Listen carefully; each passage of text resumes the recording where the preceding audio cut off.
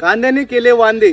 नेमकं ज्या पिकाला भाव नसतो त्याच पिकाची मित्रांनो मोठ्या प्रमाणात लागवड का बरं केली जाते आणि मागणी नसताना शेतकरी का बरं मोठ्या प्रमाणामध्ये असे पीक करतो ज्या पिकाला मित्रांनो मागणी नसते आणि रेट पण कमी असतो. तर याचं आहे ना मित्रांनो एक सिंपल उत्तर देतो तुम्हाला.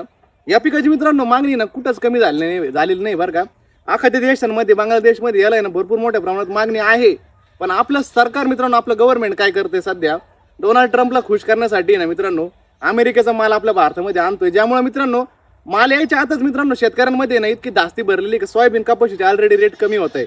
आणि हा कांदा मित्रांनो अख्ख्या देशांमध्ये बांगलादेशमध्ये मोठ्या प्रमाणात विकला जातो. याची टिकवण क्षमता जास्त असते. हा कांदा मित्रांनो जास्त दिवस टिकून चांगल्या प्रमाणात आहे मित्रांनो क्वालिटी देतो. तर या क्वालिटीची कांदे मित्रांनो बाहेर देशामध्ये मोठ्या प्रमाणात खाल्ले जाते. आणि आपला देश मित्रांनो यापूर्वी 1 नंबरचा निर्यात करणारा देश होता कांद्यामध्ये.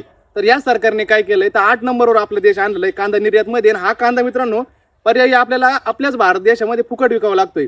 म्हणजे सरकार काय करतंय मित्रांनो एका बाजूने दुसऱ्या देशांचा माल भारतामध्ये आणतोय आणि आपल्या देशामध्ये जो माल जास्त प्रमाणात बाहेर देशामध्ये निर्यात होत होता त्या मालाला मित्रांनो सरकार फक्त आपल्या भारतापुरतं मर्यादित ठेवते.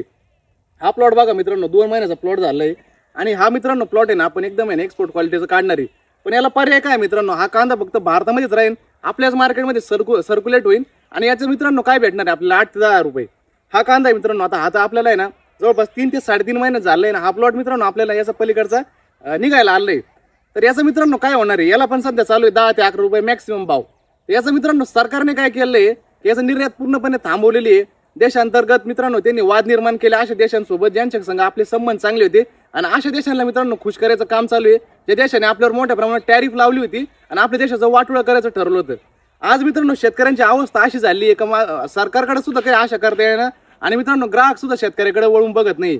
म्हणजे याचा मागं मित्रांनो सगळ्यात मोठी जबाबदारी आली सरकारची की आता शेतकऱ्यांसाठी काहीतरी निर्णय घेतला पाहिजे आणि बाहेरचा माल भारतामध्ये येण्याऐवजी आपला माल बाहेर कसा विकता येईल याची मित्रांनो सरकारने कुठेतरी दखल घेतली पाहिजे आणि मित्रांनो शेतकऱ्याला कुठेतरी न्याय मिळवून दिला पाहिजे. धन्यवाद. शेतकरी मित्रांपर्यंत जास्तीत जास्त व्हिडिओ शेअर करा. जय श्रीराम, जय शिवराय.